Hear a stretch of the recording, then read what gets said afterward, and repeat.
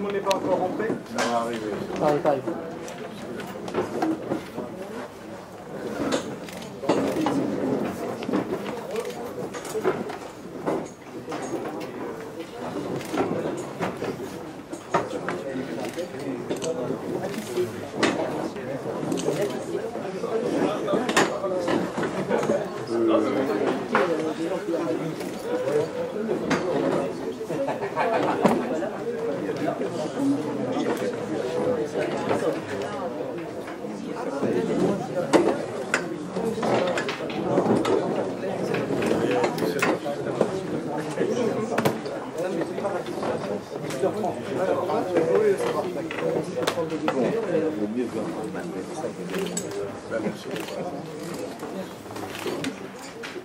Alors bon,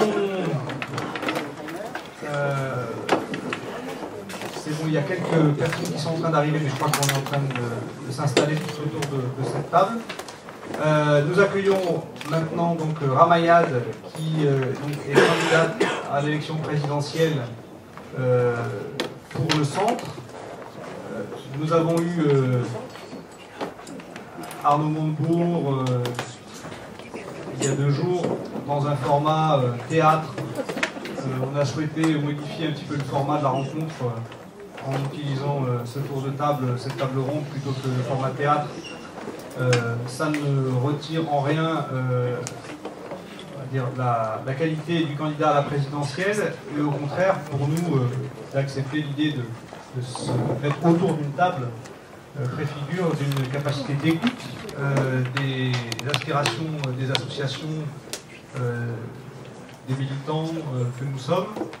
Le type de débat qu'on organise ici à 6 mois des élections présidentielles, c'est aussi pour pouvoir essayer d'influer sur les programmes, les orientations et les discours des candidats à la présidentielle. Donc après le propos de Ramayad, qui présentera les orientations qu'on défend pendant cette campagne présidentielle, vous pourrez lui poser des questions et défendre vos revendications. Je crois que c'est la première fois pour nous, parce qu'on a déjà fait ce type de démarche d'interpellation des candidats à la présidentielle aux précédentes élections, mais c'est la première fois qu'une candidate du centre se déplace en personne à notre rencontre, et je tiens là à vous remercier, Ramayad, d'avoir accepté cette invitation. On a l'habitude de débattre avec Marie-Noëlle Lienemann, qui sera là tout à l'heure, ou avec d'autres candidats de gauche qui ont porté un certain nombre de nos amendements, par exemple à l'Assemblée nationale ou au Sénat durant ces dernières années. Mais c'est vrai que le dialogue est beaucoup moins soutenu avec les candidats de la droite et du centre pour des organisations telles que la nôtre. Nous avons pourtant trouvé, par exemple, à l'Assemblée nationale, dans des députés du centre, des alliés importants dans la défense du CV anonyme, avec M. Richard ou Richaud, qui les a soutenus, qui les a défendus. Et nous avons, dans l'histoire de nos mouvements antiracistes, trouvé dans des personnalités comme Maluré ou comme Noir, ou des figures politiques du centre et de la droite qui avaient marqué une intransigeance nette avec les discours de repli nationaliste et xénophobe qu'on pouvait entendre dans leur famille politique. Et c'est important pour nous d'avoir des points d'appui quand même dans le centre et dans la droite de personnes qui sont extrêmement vigilants dans la défense des droits de l'homme, des droits des étrangers, des victimes de racisme et de discrimination. Et donc, nous sommes heureux de ce dialogue. Alors je voudrais, en préambule, avant de vous donner la parole, vous dire que nous avons fait un sondage auprès des Français, des Italiens et des Allemands cette fois-ci, puis précédemment des Espagnols et des Anglais, qui a révélé qu'une majorité de l'électorat de la droite et du centre, une écrasante majorité, était hostile à la préférence nationale. Plus de 80% des personnes interrogées trouvaient que les droits devaient être garantis à égalité entre les étrangers non européens et les Européens et les Français. qu'il fallait sanctionner beaucoup plus lourdement les discriminations, 80% de l'électorat, et qu'il fallait mettre en œuvre des mesures incitatives ou des mesures de prévention des discriminations avec le CV anonyme, et que même sur des revendications qui pourraient apparaître comme traditionnellement portées par l'extrême gauche, il y avait une majorité importante qui se dégageait pour la régularisation des travailleurs sans papier, pour l'ouverture des emplois publics aux étrangers non européens sans discrimination. Donc nous avons eu la satisfaction de voir que l'opinion publique nous soutenait et qu'il ne fallait pas désespérer et il ne fallait pas croire que la guerre culturelle avait été gagnée par l'extrême droite.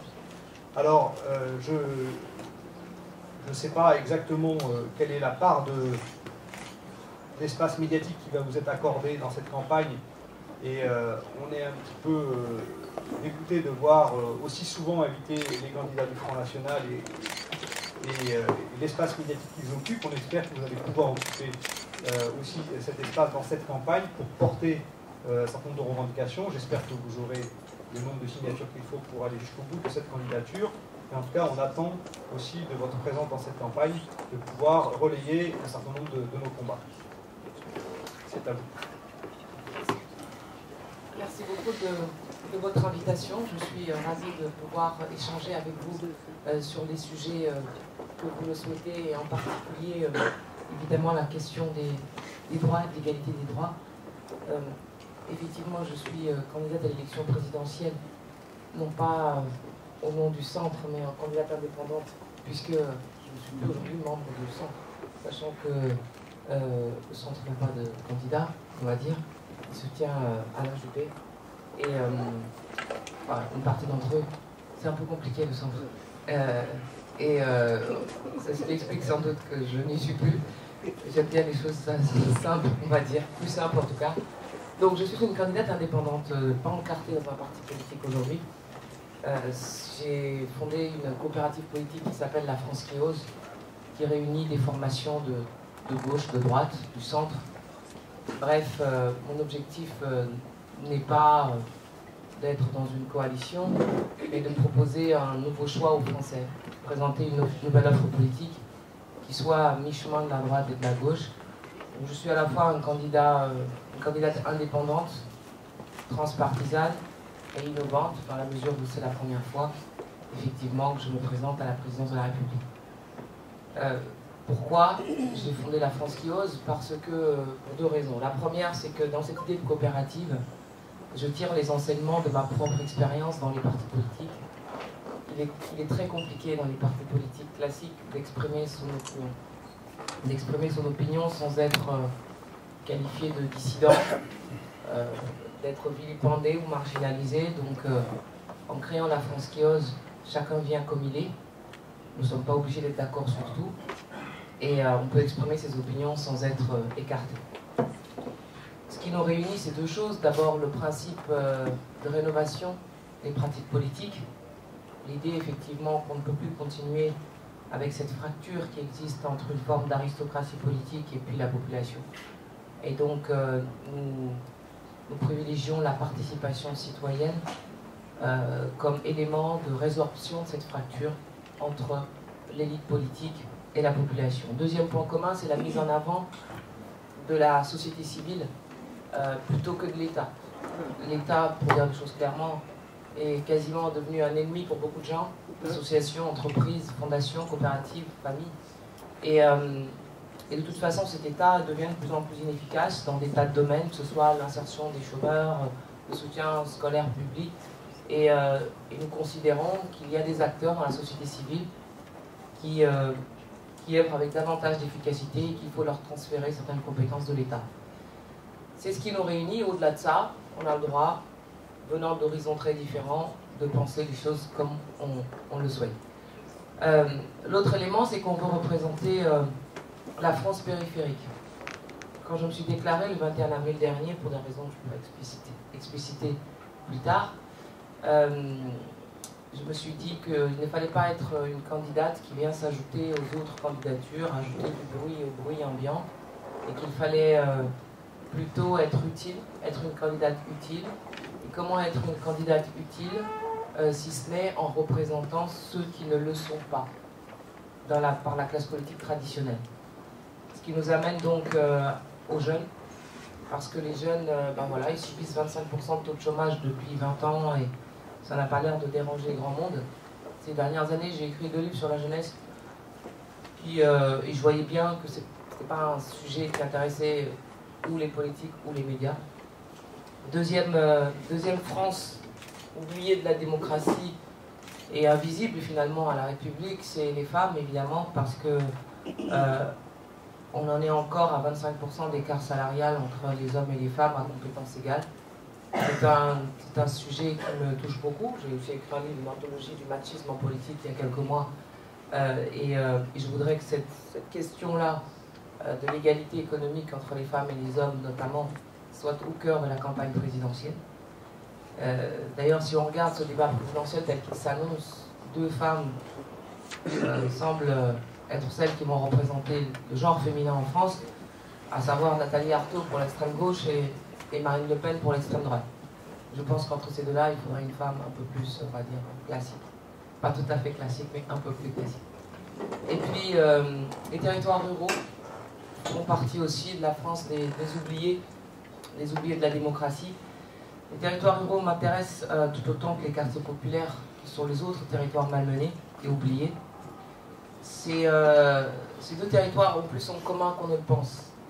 La réalité, c'est que ce sont 2 parties de la population qu'on essaye de monter les uns contre les autres. Pour dire des choses grossièrement, les territoires ruraux, c'était la chasse gardée de la droite traditionnelle, on va dire, les quartiers populaires, pour caricaturer aussi, de la gauche. Ces 2 types de territoires se sentent aujourd'hui abandonnés par leur prolongation politique et l'ensemble des acteurs politiques préparent leur confrontation. Au fond, à travers ce qui se passe sous la pression des attentats, la mise en cause de certains Français. Et ils ont plus de points communs qu'on ne le pense, parce que je ratisse dans la quête des parrainages les territoires ruraux depuis plusieurs mois, parce que c'est là que se trouvent les élus indépendants. Et ils souffrent des mêmes maux que les quartiers populaires. Abandon de l'État, désertion des services publics, bureaucratie, normes. Je pense que ces points communs-là font qu'il y a un point de réconciliation à trouver. Pendant que d'autres essaieront d'amener à la confrontation entre la France si je puis dire, des petits blancs et puis des métèques de l'autre côté. Il faut éviter cette confrontation-là parce qu'il s'agit de 2 Français, de 2 types de Français, mais des Français, qui demain auront à poursuivre les orientations pour le pays. Et puis il y a aussi les catégories populaires, qui sont devenues, on va dire, la chasse gardée de l'extrême droite, et qui, moi, m'intéressent particulièrement parce que je crois à l'ascenseur social, et je pense aujourd'hui que c'est son blocage qui explique bien les dysfonctionnements et qu'on ne peut pas laisser cette partie-là de la population aux mains de l'extrême droite. Voilà ce que je veux représenter dans cette élection. Ceux dont les autres ne parlent pas, ceux qui sont en quelque sorte dans une forme de dissidence, dans laquelle je ne peux personnellement, par mon propre parcours politique, je ne peux que m'y reconnaître. Et l'idée, c'est vraiment à travers cette candidature, d'être une alternative au système politique classique et un antidote au Front National. Donc une 3e voie. L'idée n'est pas de le faire juste pour l'élection présidentielle, mais pour les années qui viennent. Ça veut dire que l'objectif n'est pas, entre 2 tours d'une présidentielle, si je ne suis pas au second tour, de rallier un tel ou un tel. Puisque ceux qui m'accompagnent dans la France qui ose, les formations politiques et citoyennes qui m'accompagnent, veulent être demain, aux élections suivantes, législatives, municipales, des candidats aussi indépendants. Donc se rallier à un tel ou un tel en cours de route, c'est rompre le pacte qui me lie à eux. Donc dans cette démarche d'indépendance, il me semble important, avant tout, avant de faire une campagne devant les Français, il est même indispensable, d'abord de faire une campagne auprès des élus locaux. Donc je ne fais pas une campagne médiatique encore. Parce que tout simplement, avant de pouvoir le faire, il faut être parrainé par 500 élus locaux, comme vous l'avez dit. Et donc depuis plusieurs mois, je vais à la rencontre des élus locaux dans les territoires pour les convaincre de me parrainer et de me permettre de m'autoriser à candidater à cette élection présidentielle. Évidemment, je vais à la rencontre d'élus indépendants. Et où sont les élus indépendants? Ils sont dans les tout petits villages. Et donc, je poursuis ce chemin jusqu'au mois de mars pour évidemment pouvoir être en capacité de présenter un projet présidentiel. Le projet présidentiel existe néanmoins. Il est sur le site de la France qui ose. C'était une condition d'ailleurs pour que je puisse faire ma candidature. Je voulais d'abord avoir un projet présidentiel et un projet suffisamment innovant pour justifier d'être candidat. Si c'était pour dire la même chose que les autres, là aussi, c'était pas très intéressant. Donc, concernant les sujets qui nous intéressent et nous réunissent aujourd'hui, parce que c'est un projet qui évoque plusieurs types de sujets. Concernant l'égalité des droits, vous trouverez dans le projet présidentiel effectivement un volet important qui est consacré, et ce d'autant plus que, je vous l'ai dit, les quartiers populaires font partie des priorités de la France qui ose. Le diagnostic est difficile, vous le savez. Le diagnostic est difficile parce que le monde entier, la France, les Français ne s'aiment plus et les Français veulent des coupables. Et les coupables, ils veulent désigner, on les connaît. Les fractures communautaires, religieuses, territoriales, générationnelles minent profondément le pays. Et on est au fond, c'est le symptôme le plus grave d'une crise existentielle française. En ce sens, je suis d'accord avec l'extrême droite. On est pris dans une fracture identitaire. Ça ne sert à rien de le nier. Les problèmes économiques sont évidents, mais il y a une fracture identitaire. Et je peux vous dire que le parcours quotidien que je fais dans la France des ruralités confirme ce diagnostic-là. Et je pense que c'est l'absence de projet national commun qui a fait que l'instinct communautaire l'a emporté sur l'esprit civique commun. Quand je dis communautaire, c'est toute forme de communauté. Elles peuvent être professionnelles, elles peuvent être du genre, elles peuvent être générationnelles, elles peuvent être territoriales, elles peuvent être religieuses. Et tout cela conduit à une absence de perspective commune. Et au fond, je pense qu'en 2017, et dès maintenant, la seule question qui se pose, c'est est-ce que nous sommes encore une nation? Est-ce que nous avons envie de continuer ensemble? Et sur la base de quels principes communs? Ce n'est pas la question de savoir si on peut faire les 35 ou les 39 heures. La vraie question, c'est est-ce que nous sommes encore une nation? Et l'idéal républicain qu'on soulève systématiquement, les valeurs de la République, sont devenues en fait un tourne à vide. Ce sont des mots creux. Nous n'arrivons plus à donner à ces valeurs républicaines un contenu. Parce que dans le pays, il y a des déchirures que l'idéal républicain ne parvient plus à résorber. Il y a une véritable situation d'apartheid qui ne sert à rien de donner, avec 1500 quartiers dits prioritaires, mais on s'est longtemps occupé de la rénovation urbaine, mais peu préoccupé des hommes qui y vivent. Néanmoins, je ne fais pas partie des pessimistes. Je ne fais pas partie des pessimistes, au contraire, quand on est dans l'engagement associatif, politique, on est dans l'action, on est dans l'innovation, on n'est pas fataliste ni pessimiste.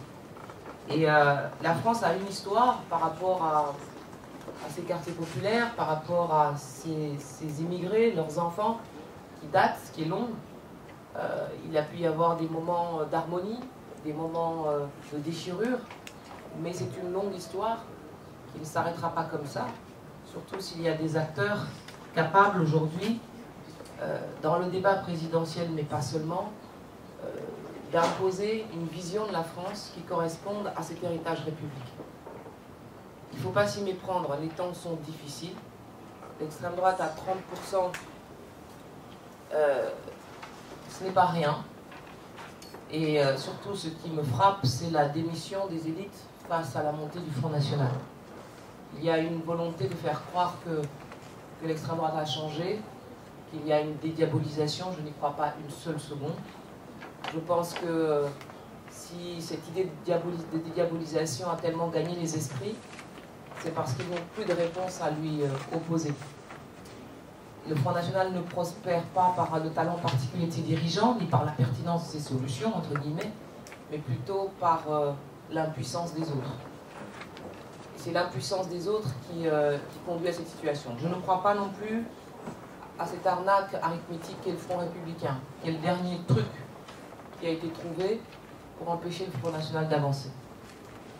Parce que la droite et la gauche s'associent un dimanche soir, après le premier tour, pour gagner contre un Front National à 40% ou à 42% aux dernières régionales dans le nord ou dans le sud, gagner sur ce hold-up-là, quelque chose qui me choque profondément, parce que d'abord ce n'est pas démocratique, qui peut croire que quelqu'un qui fait 40% au premier tour peut perdre des élections derrière, peut perdre une élection derrière. Ensuite, pour les électeurs en question qui ont voté pour le Front National, ça va les motiver la prochaine fois, et ça va motiver ceux qui ne sont pas d'accord avec ce genre de choses à justement conforter leur vote. Et enfin, ça ne règle en rien le Front républicain, ce que les Français ont dans la tête. C'est les Français qui votent pour le Front National. Donc la réponse, elle est ailleurs que dans le Front républicain. La réponse est dans la remise en cause de notre mode de fonctionnement, dans l'innovation démocratique, comme j'ai dit tout à l'heure avec la participation citoyenne, dans l'innovation en termes de réforme de l'État, comme je l'ai dit à propos de cette décentralisation vers les acteurs de la société civile, l'innovation économique, en laissant les acteurs économiques faire leur travail d'entrepreneur, c'est-à-dire baisser les charges, c'est-à-dire... Ah, vous entendez pas? Non, c'est juste... Ah, d'accord. Là, ça va mieux? Oui. L'innovation diplomatique, en redonnant à la France sa place sur la scène internationale. Là, ça va mieux? C'est pareil, hein, non? Bon. On va essayer. En redonnant à la France sa place de grande nation sur la scène internationale, parce que je crois que la France est la France lorsqu'elle porte un message singulier sur la scène internationale, c'est-à-dire le message des droits de l'homme, évidemment. C'est ce que attendent de nous les peuples étrangers. Faire les guerres de l'Amérique n'est pas une solution. Il faut aussi prendre en compte les nouveaux grands de ce monde, qui ne sont plus des États, mais des opinions publiques, des grands groupes, Google, Amazon, des ONG. Ce sont les nouveaux acteurs de la solidarité internationale aussi. Et quel autre pays que la France, avec son histoire, en tant que pays des droits de l'homme, pour être aux côtés de ces nouveaux acteurs et finalement opposer à la mondialisation un autre modèle qui est celui de l'universel. Voilà pour vous faire un résumé rapide de ma présentation. Quelle est l'orientation, quels sont les tenants et les aboutissants de ma candidature. On va dans la discussion, parce que je ne veux pas trop monopoliser la parole, en rentrant sur la question directement de l'égalité des droits. Par vos questions, je vais pouvoir y répondre. Qu'il s'agisse des questions relatives à la police, à la sécurité, la justice, mais aussi la question de l'école, qui est au cœur de mon projet présidentiel. La question des discriminations, de l'emploi, du logement. Dans le projet présidentiel, j'ai proposé plusieurs mesures pour apporter des réponses à ces questions-là. Mais pour permettre l'échange, je vais vous laisser aborder ces sujets-là de telle sorte que moi je puisse à mon tour y répondre, si vous voulez bien.